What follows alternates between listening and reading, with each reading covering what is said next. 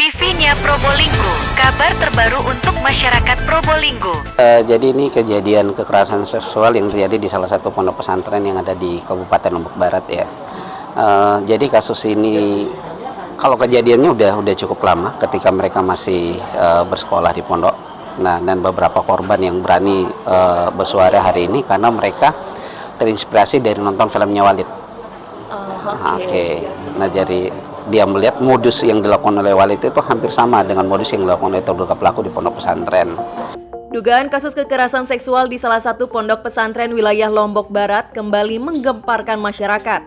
Ironisnya, terduga pelaku berinisial AF 52 tahun merupakan ketua yayasan yang diduga melakukan kekerasan seksual terhadap santriwatinya.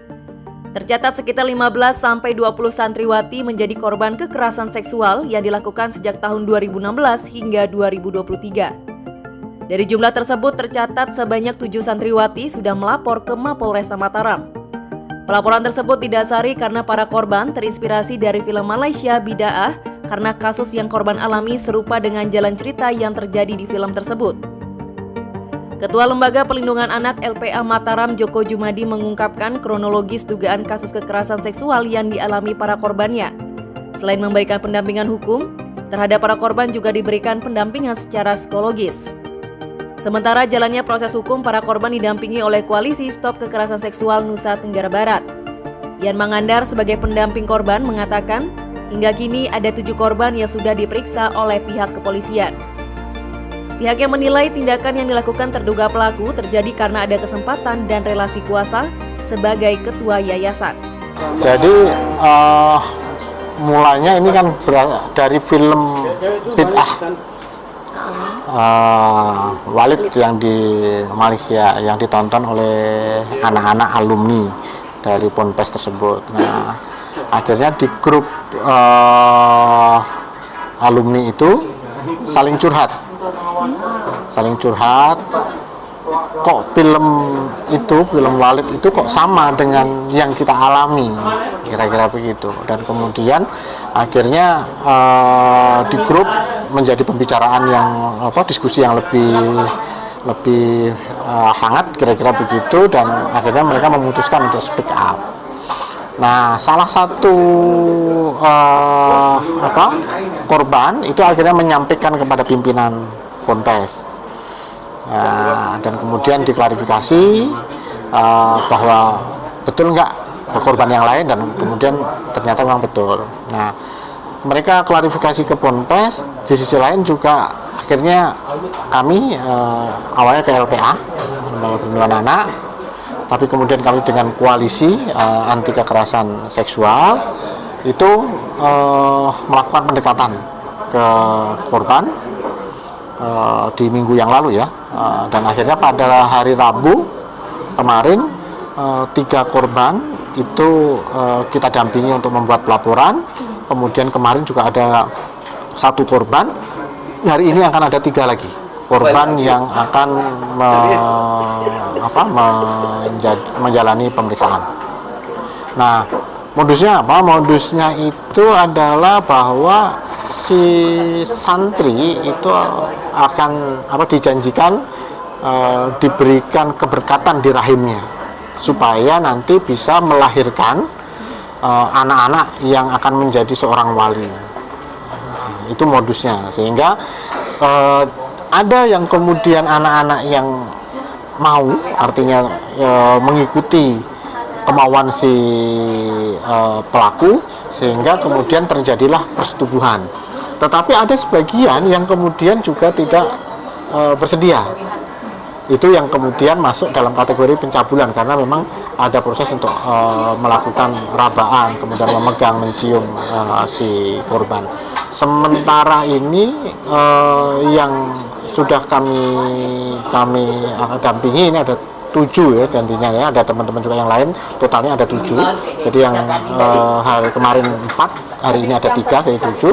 Nantinya saya nggak tahu, karena masih ada kira-kira ini ada 20 yang sudah ada by name, by address yang diduga menjadi korban.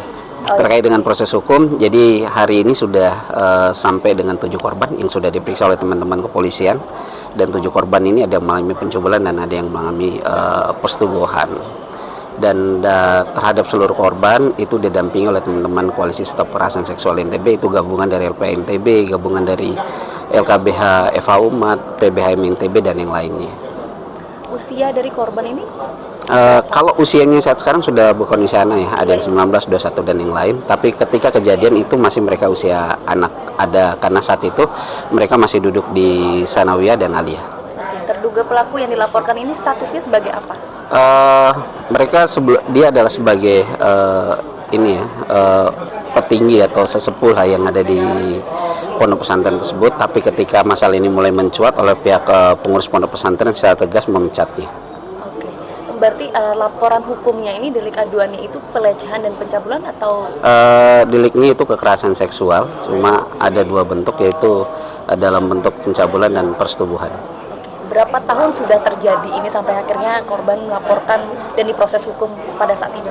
Oke, kalau terkait dengan waktu kejadian, bahkan dari 2016 sampai dengan 2023 mengenai kejadiannya. Kalau mengenai pelaporannya, memang sebelumnya sudah ada desas-desus di masyarakat bahwa terkait ada dugaan terjadi tindak pidana kekerasan seksual di pondok pesantren. Namun mereka baru berani melapor setelah kejadian terinspirasi dari nonton film Walid itu. Oke. Apakah inspirasi itu nanti apakah itu menjadi nanti laporan dalam proses hukum itu? Artinya menjadi dasar begitu Pak? Bisa dijadikan acuan nggak? Ya tentu apa yang menjadi bahan dalam pemeriksaan ini terjadi tindak pidana kekerasan seksual sih. Mungkin kalau terkait inspirasi mereka mungkin itu hanya sebagai tambahan aja sih sebenarnya. Oke, artinya dari 7 korban ini mau bersedia bersaksi gitu Pak ya? Sudah diperiksa dari 7 ini. Jadi total korban ada sekitar 20 yang ada namanya di pendamping. Dia posisinya Ustadz ketua yayasan di sana. Dia posisinya petinggi dia di sana sebagai ketua yayasan. Ketua yayasan. Nah, juga sebagai pengajar yang ada di sana. Makanya ada relasi kuasa yang begitu sangat kuat ya, sehingga para santri wati itu ketika mengalami pelecehan itu tidak berani untuk langsung melawan. Makanya baru saat sekarang mereka baru berani melawan. Dengan adanya laporan ini, yang bersangkutan terduga pelaku ini masih menjadi sudah. Nah, menariknya di kasus ini, di banyak kasus kekerasan seksual yang terjadi di pondok pesantren itu biasanya pihak pondok tidak mau bekerja sama atau tidak kooperatif. Tapi di khusus untuk kasus ini, pihak pondok pesantren sangat kooperatif sekali kami melihat, karena dia bersama pendamping mereka sudah melakukan koordinasi dan juga mereka sudah secara tegas untuk memecat terduga pelaku dari pondok pesantren. Selain siswanya bisa disebut, apakah pihak lainnya atau pengajar atau juga mengetahui hal tersebut sehingga mendorong laporan ini tetap diproses gitu? Ya, jadi pihak pondok pesantren sudah berkomitmen untuk kasus ini diserahkan kepada aparat penegak hukum. Jadi mereka tidak ingin melakukan upaya-upaya untuk kasus ini terhalangi prosesnya. Jadi mereka sangat mendukung supaya ini semua menjadi clear. Oke. Berarti untuk tindak lanjut sekarang saat ini apa yang dilakukan? Oke. Kami saat sekarang terutama dari pendamping ya, kami coba berkoordinasi terus dengan pihak kepolisian dan kami melihat cukup progresif ya yang dilakukan. Teman-teman kepolisian sudah menerima baik kedatangan korban untuk melapor, kemudian sudah dilakukan visum di Rumah Sakit Bayangkara, kemudian beberapa korban terus berinisiatif untuk mau memberikan keterangan di kepolisian. Ya kalau itu nanti kan, kalau materi pemeriksaan nanti dikonfirmasi ke penyidik saja. Sampai sejauh ini ada bantahan terkait dengan ada dugaan makanya tuduhan. kembali ke penyidik aja kalau yang itu.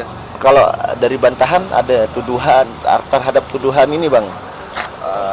Kan di situ Kan belum selesai. pencabulan gitu. Iya makanya belum selesai ini kan, belum selesai. Nanti kalau kami dari penasehat hukum yang ingin saya sampaikan bahwa terduga ini kooperatif, itu yang pertama. Kooperatif sebagai warga negara yang baik, atas ada panggilan beliau hadir, itu saja. Kemudian soal bagaimana proses hukumnya mungkin itu nanti di kepolisian saja, itu aja sejauh ini. Tidak ada bantahan karena ini menyangkut nama baik. Iya makanya kalau yang masuk ke materi karena ini belum selesai ya, mohon maaf ini teman-teman media, saya bukan tidak mau berbicara atau apa, tapi silahkan di penyidik aja. Kalau kita mengikuti proses hukum sebagai warga negara yang baik, ya itu kooperatif intinya.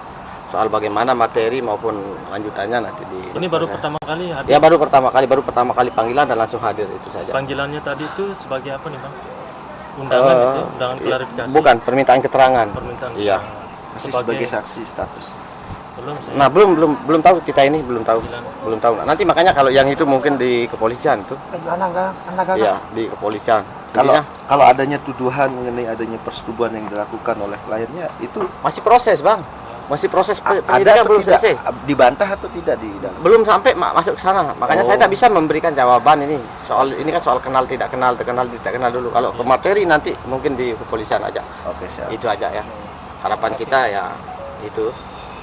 Bukan kita mau ini apa namanya tertutup lah ini. Bagaimana